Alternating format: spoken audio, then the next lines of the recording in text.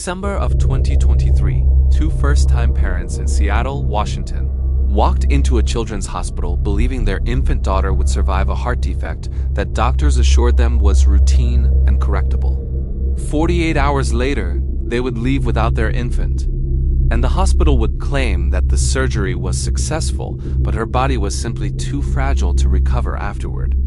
But that wasn't what truly happened, and other parents in surrounding rooms reported hearing through the walls. The mother was listed in records as Emily Rose Patterson, age 27. Her husband, Mark Daniel Patterson, 30. Their daughter, Ava Patterson, born late September, appeared healthy except for a congenital defect discovered during a pediatric follow-up. A hole in the heart, small, operable. The cardiothoracic surgeon overseeing the case was Dr. Samuel William Kent, age 43. He was respected, published, a favorite of the hospital board. According to colleagues, he was also behind on several malpractice suits, quietly settled out of court. None of those details were disclosed to the Pattersons. Pre-op meetings were brief. The surgery was scheduled for December 12th at 7:04 a.m. Emily kissed her daughter on the forehead. Ava was taken through double doors and out of sight.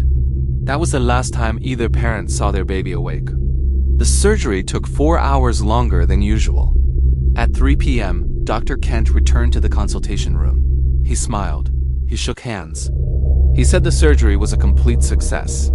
He said Ava was sedated, stable, recovering in post-op. Emily asked when they could see her. Kent replied, later this afternoon. She needs quiet. He left before they could ask more. Hours passed. 5 p.m., then 7, then 8. Nurses drifted in with polite apologies. Not yet. Soon. She needs rest. At 9:46 p.m., they were escorted through a restricted wing, not the pediatric ICU they expected. A private recovery corridor usually reserved for transplant patients and delicate cases. A glass partition separated them from Ava. Emily pressed her hands to the barrier. Her baby was still. Too still, pale, wrapped in gauze, tubes, and restraints. A monitor displayed pulse readings. 138 BPM. Normal post-op tachycardia, a nurse whispered. Emily asked why they couldn't go closer. The nurse said infection risk, protocol, policy, but according to internal hospital documents later reviewed by investigators, no such policy existed. At 1:12 a.m., Emily woke abruptly in the shared family suite. She swore she heard whispering, not words. Just the cadence of medical staff speaking quickly. Urgent. Mark was awake too. He heard alarms in the distance. Brief, cut off abruptly. They went to the nurse's station. The night shift assured them everything was normal. Ava was stable. At 3:09 a.m., a code was called somewhere on the floor, not theirs. They were told not to worry. Surveillance footage obtained months later showed several nurses and 2 surgeons rushing into the private recovery corridor at that exact time. One of them was Dr. Kent. The next morning, December 13th, the Pattersons were escorted back to the viewing room. Ava was still behind glass. Her limbs were stiffer. Her skin a faint bluish gray, but the heart monitor still pulsed. 128, then 135, then 132. A nurse kept blocking the window, positioning herself between the parents and the monitors. She smiled too often, overcompensated, offered coffee, snacks. Emily didn't take her eyes off the numbers. At 4:22 p.m., Ava's pulse spiked to 181, then plunged to 98, then flatlined. Mark screamed for help. Alarms remained silent. No staff responded for 12 seconds. On video, it looked longer. Then doctors stormed in, pulling a curtain across the glass partition. The parents were locked out of the room they weren't allowed to enter in the first place. At 4:41 p.m., Kent reappeared. Ava was gone. He told them she never fully recovered from surgical anesthesia. He said her heart failed unexpectedly, but that wasn't what he wrote in the chart.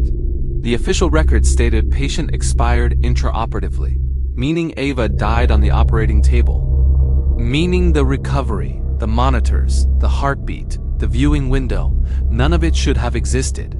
3 days later, a pathology tech named Lydia Hernandez contacted an attorney anonymously.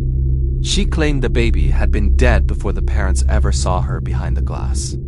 According to her statement, the hospital injected a temporary cardiac stimulant post-mortem. Enough to flutter a heart valve, enough to animate tissue, enough to deceive a monitor, long enough to shift the timeline of death, long enough to control the narrative. If Lydia is telling the truth, Ava Patterson did not die in her parents' presence. She died alone under surgical lights, while a surgeon struggled to close a hemorrhage she caused. Other parents in nearby rooms recalled hearing unusual activity that night. One mother, Tiffany Reese, described hearing a baby crying hours after the alleged intraoperative time of death. Another father claimed he saw two physicians arguing in the hallway, one shouting, "We're not doing another report." Hospital lawyers denied all of it. The case only unraveled because Emily Patterson refused to sign the cremation consent. She demanded an independent autopsy. The hospital resisted. They stalled. They offered discounts on medical billing. Then they threatened to bill for the surgery in full if she continued to delay closure. Emily didn't budge. The autopsy took place January 4th, 2024. The forensic pathologist noted that the surgical sutures were sloppy, rushed, some incomplete. Multiple air embolisms were present around the heart cavity, evidence of surgical error and improper repair. And then there was the bruising. Fine hemorrhaging around the rib cage consistent with CPR attempts. But the bruising began hours before the hospital claimed cardiac arrest occurred. Meaning they were trying to revive a baby who was already gone. Meaning they lied. The final detail never made the official report. But the technician who assisted the autopsy later spoke off the record. When Ava's chest cavity was opened, the heart was found still coated in an artificial stimulant compound designed to simulate post-operative beats on external monitors. A compound with a half-life of less than 12 hours. It only needed to last 10. Ava never should have needed the surgery. Her tiny heart's ventricular septal defect (VSD) would almost certainly have closed on its own in the first few years of life. The hospital tried to settle privately with the Pattersons in March 2024. The settlement included a gag order, no media statements, no interviews, no lawsuits, but the Pattersons refused. In June, the state board revoked Dr. Kent's medical license for gross negligence and falsification of medical records. In September, prosecutors charged him with criminal malpractice and fraud. Dr. Kent is no longer practicing. He is serving a sentence without patience, without privilege, and without the benefit of sealed files. Because sometimes the horror isn't that a child died. It's that an institution decided when the parents were allowed to believe it, and how long the truth needed to beat before it stopped. The shadows are watching. Will you return for more?